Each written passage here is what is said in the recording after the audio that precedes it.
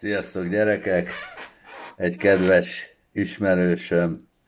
most osztott meg egy hozzászólást, ami így szól: nem ugyanazon a hajón vagyunk, de ugyanabban a viharban. És annyira tetszett, annyira jó. És ehhez hozzá kell tenni, hogy én fiatal srác koromban, 21 néhány évesen a Mahart Magyar Hajózási Részvénytársaság tengerhajózási üzeme igazgatóságánál voltam kormányos matróz, persze először hajósinas, aztán kormányos matróz, tehát igazi tengerész voltam,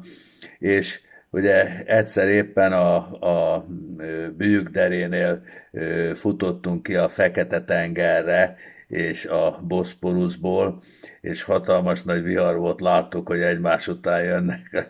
be sántikálva félholtan a hajók, de azért a mi parancsnokunk azt mondta, hogy gyerünk előre,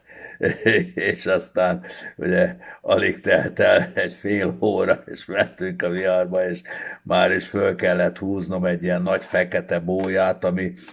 ugye azt jelezte a többi hajónak, hogy elveszítettük a kormányképességünket, veszélyben vagyunk, éjszaka, azt hiszem 2 vörös lámpát kell meggyújtani. Tudnék, a tengeri hajók meg tudnak birkózni a viharral, ha úgy szembe vagy kicsit régen kapják a hullámokat,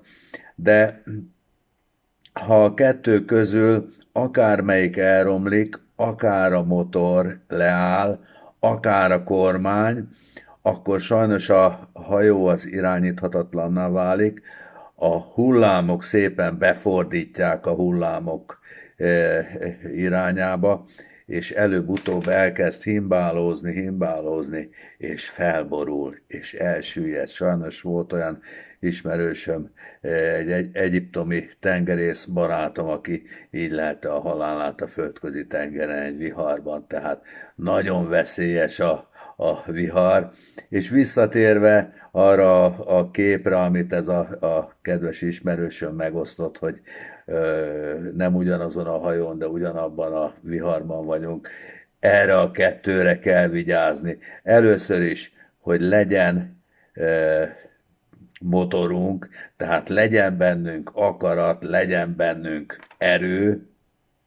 az előrehaladáshoz, a szellemi előrehaladáshoz, és a kormányunk se romoljon el, tehát tudjuk, hogy Isten országa felé tartunk, akkor lehet akármilyen vihar,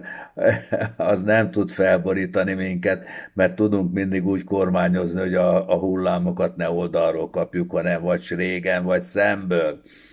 és akkor keresztül tudunk menni a viharon, és utána, ahogy a tengerészek mondják, ott lesz a gyönyörű olajtenger, amikor gyönyörűen süt a nap, és tükör sima a tenger, esetleg csak a sirályok ott egy ilyen felbukkanó halrajra vadásznak, vagy pedig néhány repülőhal ugye átrepül a vízen, és fölkerül a fedélzetre, mert ilyen is megesett velünk. Szóval gyerekek, erre ügyeljünk, motor és a kormány, legyen bennünk erő, és tudjuk, hogy hová tartunk, akkor lehet akármilyen vihar. Sziasztok, gyerekek!